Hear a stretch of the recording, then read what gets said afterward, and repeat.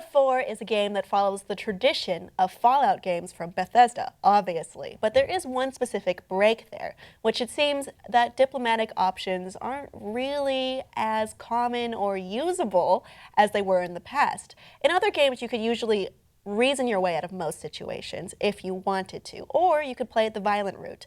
Well, with Fallout 4, it seems that the violent route is the essential route, per se, except for one specific gamer.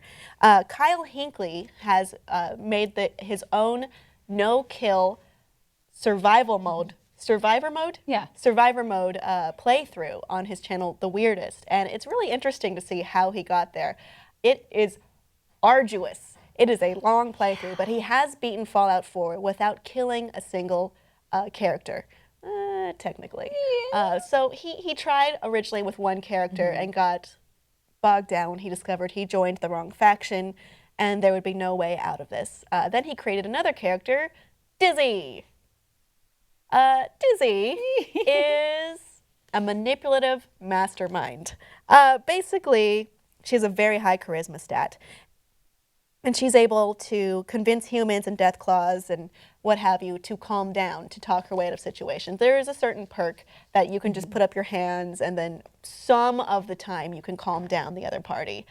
However, it doesn't always work. No, and I'm really impressed because he was able to do this without using any mods, without using any real hacks. It was all through, I'm just going to save a lot and reload. And so much reloading. Yeah, so much Hours. reloading because sometimes you just don't know the right dialogue option that's going to work or not. And so, yeah, he did that. But, the other key thing with all this is that you can't have your companion make a kill either, because that counts as a kill towards you for you as well. Now it can be an NPC that's following you, like say take Travis's quest, where he's not technically one of your companions, he's just kind of hanging around. He's there, he's there. He's on your side, but you're not controlling him. Exactly. So he can make kills, but also they kind of suck at shooting, if you've noticed. Like their hit rate is absolutely terrible. So he got into trouble when he was actually trying to help Travis by giving him a better gun, but you have to do that through pickpocketing, and Travis was not happy about that, so he had to try this again and again. And there are certain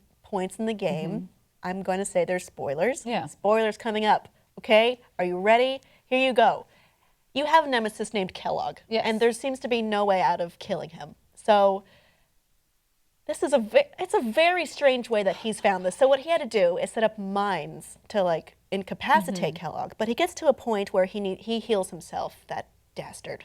So what he does is he had to use a Cairo mine so that he would freeze him, and then he has to kind of kite him along to a different room where he's already used his charisma to make NPCs do this, but getting them all in line and getting him to the point where his HP is at a certain level and he's in the right place, and it was maddening. It took him 5 hours to do that. That took me 5 minutes. Yeah. Because I straight up killed him. Do you know what perks I have are all the ones that allow me to kill people really fast and really hard right away. Like, I haven't even started leveling up anything that might be like pacify a creature, pacify a person. Do that. No, I don't want to pacify anyone. But I will say Todd Howard did a really interesting thing with this game by no, we're not going to have any sort of pacifist mode.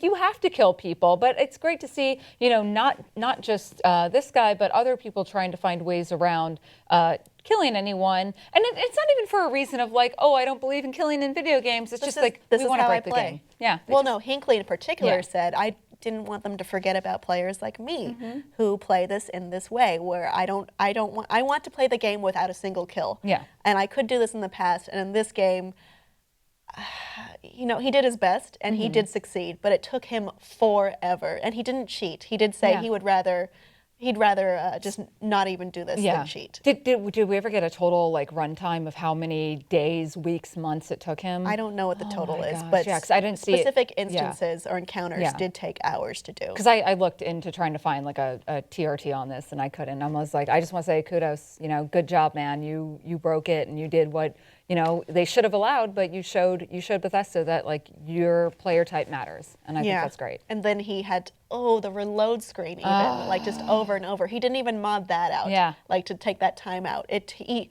spent all that time. So Bethesda you have to know that Kyle Hinckley exists and that he likes this playstyle, and I think many other people appreciate it too because his videos seem to be doing pretty well. So kudos to you, sir. Do you have a playstyle that isn't really rewarded anymore by games audience? Let me know below in the comments, and please like and subscribe for more.